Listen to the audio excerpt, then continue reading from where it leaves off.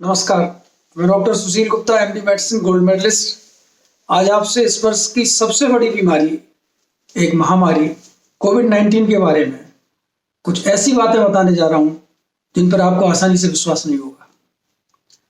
कोविड-19 के मैनेजमेंट में हमसे 4 बड़ी गलतियां हो रही हैं and the title of today is 4 blunders in the management of covid.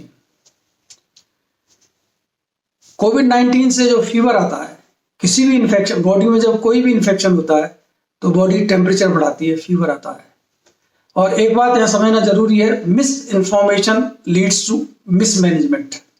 Fever के बारे में आम आदमी से लेकर डॉक्टर तक उनको ये मिस इन्फॉर्मेशन है कि फीवर हमारे शरीर के लिए नुकसानदायक है और हम बिना सोचे समझे फीवर को उतारने में जुट जाते हैं। आज इस बात के बहुत सारे एविडेंस हैं कि fever is our friend and in majority of cases fever is beneficial. Fever एक नेचुरल, फिजियोलॉजिकल, एडप्टिव रेस्पॉन्स है जो यूजुअली प्रोटेक्टिव होता है। बॉडी टेम्परेचर इसलिए बढ़ाती है कि टेम्परेचर बढ़ने के साथ साथ हमारी इम्यूनिटी बढ़ जाती है और इम्यूनिटी बढ़ने से बैक्टीरिया वायरस को मारने में आसानी होती है। फीवर से एक और फायदा होता है, जब टेम्परेचर बढ़ता है तो जैसे हम लोग अनकंफर्टेबल हो जाते हैं तो बैक्टीरिया और वायरस वो भी अनकंफर्टेबल हो जाते हैं और उनका मल्टीप्लिकेशन, वायरल लोड कम हो जाता है। मल्टीप्लिकेशन कम होता है, वायरल लोड कम होता है और उनकी डेथ होने लगती है। तो फीवर से इम्यूनिटी बूस्ट होती है और बैक्टीरिया वायरस की डेथ होने लगती है। अल्टीमेटली हमारी प्रोग्नोसिस बेटर हो जाती है। अब कोरोना तो नया वायरस है, इसके खिलाफ तो अभी हमारे पास एविडेंस नहीं है, लेकिन इन्फ्लुएंजा में ट्रायल हुई है। जिन इन्फ्लुएंजा के मरीज को फीवर को कम किया गया एंटीपायरेटिक दवाएं देके, फीवर उतारने वाली दवाओं को एंटीपायरेटिक कहते हैं, पैरासीटामोल, आइबुप्रोफेन, उन मरीजों में 5% मॉर्टेलिटी बढ़ गई बनस्पत उनके जिनको फीवर को नेचुरल कोर्स में जाने दिया। और इस बात के भी एविडेंस है कि 103 डिग्री फ़ारेनहाइट पे बॉडी की इम्यूनिटी ऑप्टिमम होती है। तो ब्लंडर नंबर 1, बुखार को उतारना, बुखार को उतारने से इम्यूनिटी को कम करना और वायरस की मदद करना। जबकि हम सब जानते हैं कि इस वायरस के खिलाफ हमारे पास एक ही वेपन है जो हमारी इम्यूनिटी, और टेम्परेचर कम करने से हमारी इम्यूनिटी कम होती है और वायरस की मदद होती है। That is blunder number 1. And blunder number 2, use of antibiotic in viral illness. आज कोई कंफ्यूजन नहीं है कि इससे virus, corona is a virus. अब गॉड मेड है, मैन मेड, ये कंट्रोवर्शियल है, बट इज ए वायरस। तो कोरोना वायरस में एंटीबायोटिक देने से, वायरल इन्फेक्शन में एंटीबायोटिक देने से जो हमें सबसे बड़ा नुकसान होता है, हमारे शरीर में करीब 100 ट्रिलियन सेल हैं, उसके 10 गुने ज़्यादा बैक्टीरिया हैं। तो एंटीबायोटिक से हमारे फ्रेंड बैक्टीरिया मरने लगते हैं और इन बैक्टीरिया का, स्पेशली गट बैक्टीरिया, गट में जो बैक्टीरिया हैं, इनका इम्यूनिटी में बहुत बड़ा रोल है। गट बैक्टीरिया इम्यून मैच्योरेशन में हेल्प करते हैं एंड इम्यून रेगुलेशन में हेल्प करते हैं और अपने फ्रेंड बैक्टीरिया मरने से पैथोजेनिक बैक्टीरिया को ग्रो करने का चांस मिल जाता है और इम्यूनिटी कम हो जाती है, इम्यून रेगुलेशन खराब हो जाता है, जिससे साइटोकाइन स्टॉर्म होता है। और कोरोना के केसेस में ज़्यादातर मॉर्टेलिटी साइटोकाइन स्टॉर्म से हुई है, डिसरेगुलेटेड इम्यून सिस्टम से हुई है, या hyper stimulation of hyper inflammation से हुई है। तो गट के बैक्टीरिया इम्यून रेगुलेट करते हैं और साइटोकाइन स्टॉर्म को भी कम करते हैं। That is blunder number 2। And blunder number 3, use of corticosteroid in non-critically ill COVID-19 patients. क्या मतलब हुआ? एक रिकवरी ट्रायल हुई यूके में, जिसमें यह पाया गया कि seriously ill, critically ill patients, और क्रिटिकली इल की क्या परिभाषा है, जिनमें ऑक्सीजन कम हो रही थी, हाइपोक्सिया था, ऑक्सीजन लगाने की जरूरत पड़ रही थी, जो ऑक्सीजन पर थे या जो वेंटिलेटर पे थे। तो सीरियसली इल पेशेंट्स में जब डेक्सामेथासोन 6 मिलीग्राम पर डे दिया गया अप टू 10 डेज, और या उसके इक्वलेंट दूसरी दवाएं दी गई, तो कोरोना से मॉर्बिडिटी एंड मॉर्टेलिटी कम हुई। जो लोग ऑक्सीजन पे थे उनमें 20% मॉर्टेलिटी कम हुई, और जो वेंटिलेटर पे थे उनमें 35% मॉर्टेलिटी कम हुई। तो dexamethasone was found to be effective. अब गड़बड़ कहाँ हुई? लोगों को एक गलत फहमी हो गई कि स्टेरॉयड कोविड-19 की दवा है, जो ठीक नहीं है। Steroid respiratory distress, ARDS, acute respiratory distress syndrome, जो कि कोविड का एक कॉम्प्लिकेशन है, और वो यूजुअली सेकेंड वीक में होता है। सेकेंड वीक तक वायरस का रेप्लिकेशन अपने आप कम हो जाता है।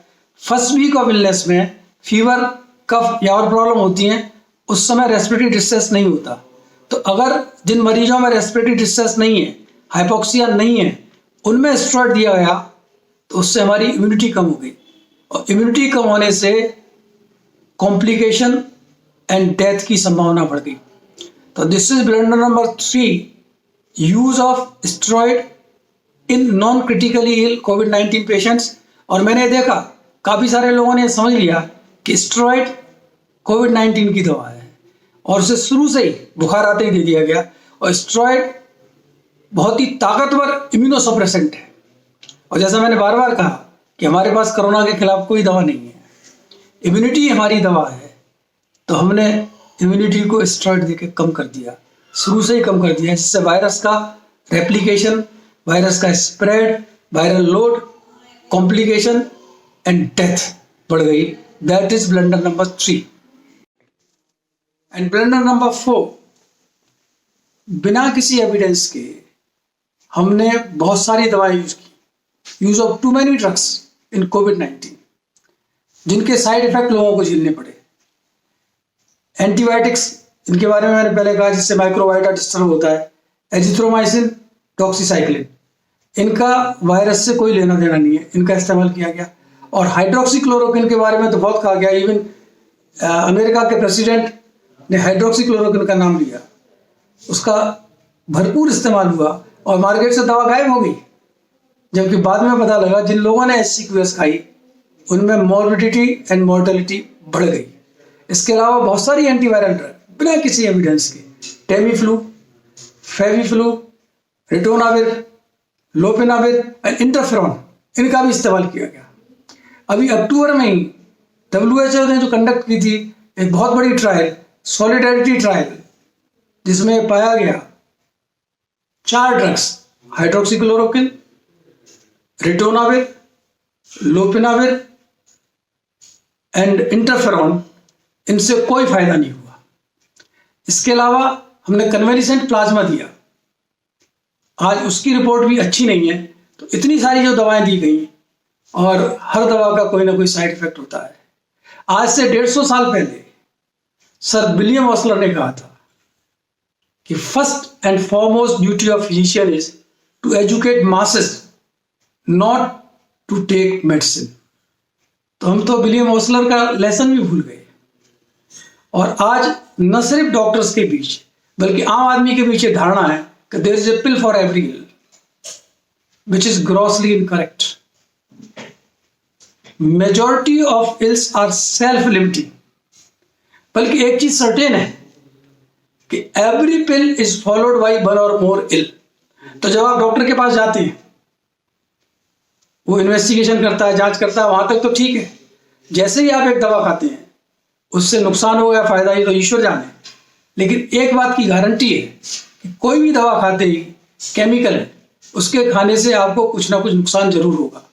Every pill is followed by one or more इल। लेकिन पब्लिक में धारणा है, तो एक बात की गारंटी है कि जब भी आप कोई दवा लेते हैं तो आपको नुकसान तो निश्चित होगा।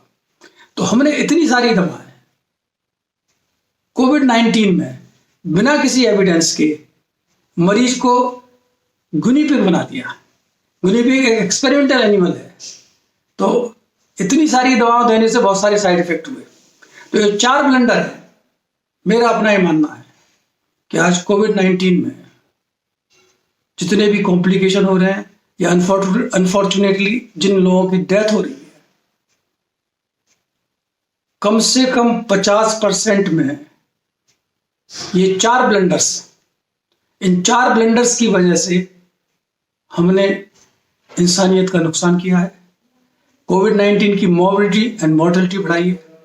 और आज ये वीडियो डालने का पर्पज मेरा यही है कि शायद इससे आगे आने वाले दिनों में इंसानियत का कुछ लाभ हो जाए, क्योंकि सारी दवाएं केमिकल हैं और उनसे कुछ ना कुछ नुकसान जरूर होता है। Thank you. जय हिंद, जय भारत।